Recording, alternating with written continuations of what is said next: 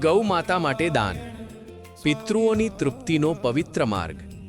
ગૌ માતા માટેનું દાન માત્ર સહાય નથી, પણ એ આપણા પિતૃઓની આત્મા શાંતિ અને આશીર્વાદ મેળવવાનો પવિત્ર અવસર છે.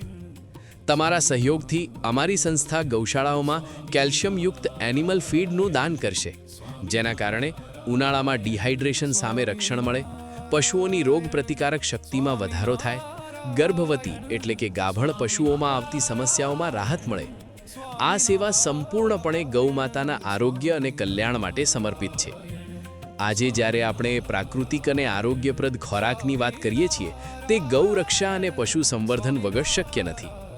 જેમ આપણને અનાજ, ફળ અને ફૂલ જરૂરી છે, તેમ ધરતી માતાને પણ પોષણ જરૂરી છે.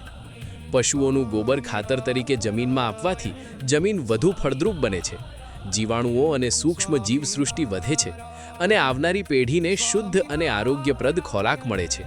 તેથી ગૌરક્ષા અને પશુ સંવર્ધન આપણી સૌની સામૂહિક જવાબદારી છે. ચાલો, ગૌ સેવામાં જોડાઈએ, પુણ્ય કમાઈએ અને પિતૃઓનો આશીર્વાદ મેળવીએ.